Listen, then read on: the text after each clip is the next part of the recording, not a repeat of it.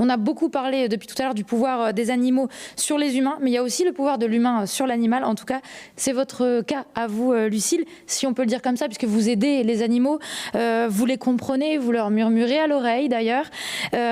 C'est quoi la communication animale? Comment est-ce que vous agissez? Alors, quand on parle de murmurer à l'oreille, c'est vrai que ça, il y a eu un très beau film justement avec les chevaux là-dessus. Et là, on est plus sur de l'éthologie, ça veut dire de l'étude comportementale. Là, ça fait partie de la famille de la télépathie pour les animaux vivants et de la médiumité avec des passages d'âme notamment pour les animaux décédés. Et là, on est plus sur la famille de la voyance.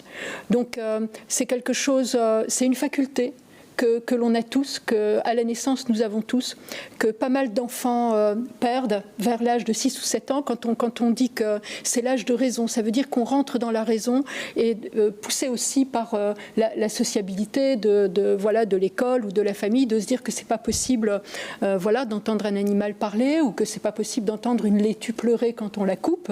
Voilà, parce que à partir du moment où on prend conscience que l'autre est une personne, donc nous sommes des personnes humaines, mais l'animal est une personne animale, comme la plante est une personne végétale, et qu'on se reconnecte. Donc c'est vrai que c'est un travail sur nous, en lien avec la méditation, pour être en onde alpha et sortir des ondes bêta et des ondes un peu plus hautes chez l'humain. Là, il y a une ouverture de cœur, donc déjà chez le communicant, mais ce que je tiens aussi à dire, c'est que les personnes, donc que ce soit des professionnels ou des particuliers ou des éleveurs, des SPA qui me contactent par rapport à des communications animales, c'est surtout et avant tout une ouverture de cœur, une personne qui se dit qu'elle peut entendre et écouter avec amour son animal autrement. Il faut qu'elle se croie, qu'elle se fasse confiance. C'est surtout que lorsqu'elle va franchir le pas de la communication animale, pour X raisons, c'est quelquefois des raisons très graves, et notamment la santé, avec des vétérinaires qui essayent de trouver la cause, et puis il faut écouter l'animal parce qu'on n'arrive pas à trouver la cause. Justement, c'est ce que vous faites, vous, concrètement. Vous mettez autour d'une table avec la famille, les propriétaires, en tout cas, le chien, par exemple, qui va se trouver à côté. Et j'ai lu des anecdotes bluffantes. Vous arrivez à dire comment est organisé le salon chez cette personne, quel est l'objet dont l'odeur gêne le chien.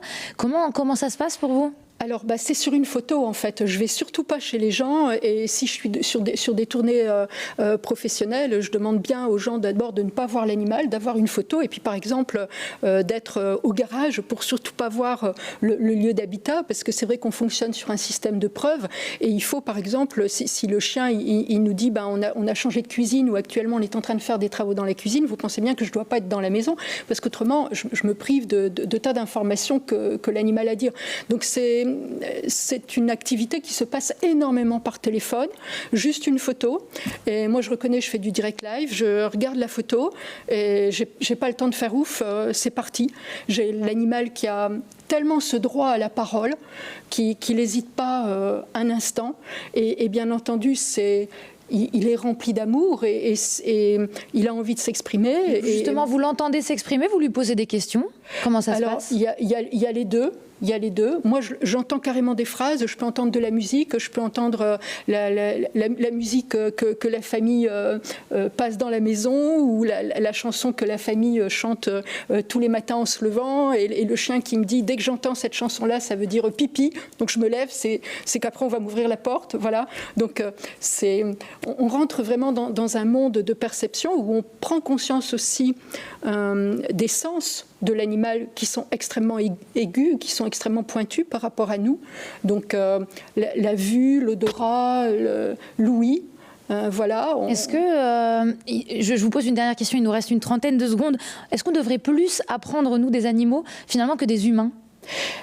C'est clair, ils sont nos maîtres. Je pense que par exemple, quand j'ai un chien qui dit, qui a une émotion, qui dit je suis en colère, ça va pas, je sais pas régler ma colère, il y a quelque chose qui va pas. Donc bien entendu, on travaille avec des fleurs de bac, voilà. Et puis on travaille aussi beaucoup. J'en vois pas mal de clients à Lévis pour qu'ils puissent aussi éduquer l'humain pour prendre en compte le mental et l'émotionnel de l'autre, et que du coup, que l'autre puisse décompresser.